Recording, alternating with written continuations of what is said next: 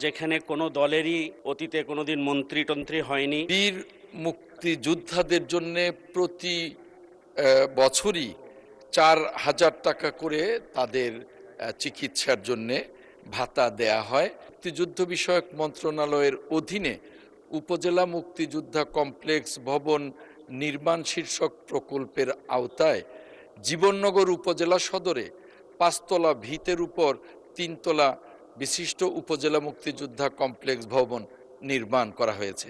মাননীয় স্পিকার, এছাড়াও মুক্তিযুদ্ধ বিষয়ক মন্ত্রণালয়ের অধীনে বাস্তবায়নাধীন অসচ্ছল বীর মুক্তিযোদ্ধাদের জন্য আবাসন নির্মাণ প্রকল্প প্রথম সংশোধিত শীর্ষক প্রকল্পের আওতায় জীবননগর উপজেলায় মার্চ ২০২৬ পর্যন্ত সময়ে ২৪ জন অসচ্ছল মুক্তিযোদ্ধা পরিবারকে ৭৩২ বর্গফুট আয়তন বিশিষ্ট আবাসিক ভবন বীর নির্বাস নির্মাণ করে দেয়া হয়েছে।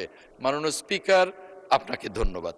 আমার নির্বাচনী অঞ্চল এমনই একটা অঞ্চল যেখানে কোনো দলেরই অতীতে কোনোদিন মন্ত্রী-টন্ত্রী হয়নি।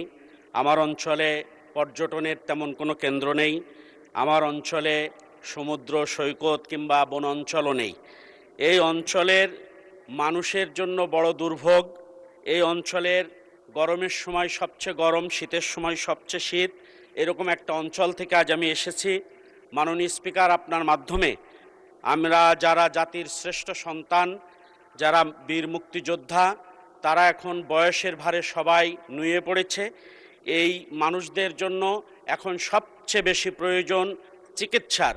এই চিকিৎসার জন্য উপজেলা স্বাস্থ্য কমপ্লেক্স নিকটতম হাসপাতাল, সেখানে গিয়ে তেমন কোনো চিকিৎসা তারা পায় না।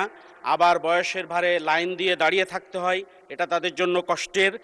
আমার উত্থাপিত বিষয়, জানার বিষয়, মুক্তিযোদ্ধা যে কমপ্লেক্সগুলো হয়েছে, এই কমপ্লেক্সগুলোর ভিতরে মুক্তিযোদ্ধাদের জন্য যারা বেঁচে আছে এবং তাদের পরিবারের জন্য চিকিৎসার কোনো ব্যবস্থা, কমিউনিটি ক্লিনিকের কোনো ব্যবস্থা করার কোনো পরিকল্পনা বর্তমান সরকারের আছে কিনা, এটা আমি জানতে চাই। মাননীয় স্পিকার, আপনাকে ধন্যবাদ। মাননীয় মন্ত্রী।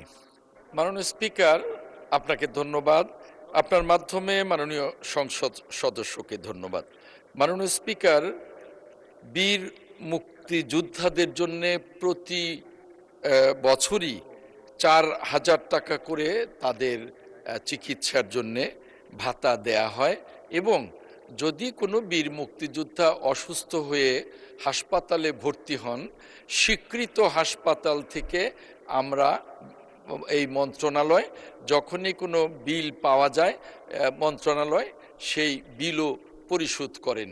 এখন মাননীয় সংসদ সদস্যের যে প্রশ্ন, যে প্রত্যেকটা উপজেলা সদরে বীর মুক্তিযোদ্ধাদের জন্যে কোনো হাসপাতাল নির্মাণের পরিকল্পনা আছে কিনা, আমরা তাদের জন্যে আমাদের মন্ত্রণালয় সদা সর্বদা সচেষ্ট আছি এবং তাদের ভাতার বিষয়ে এবং চিকিৎসা ভাতার বিষয়েও আমরা সচেষ্ট আছি।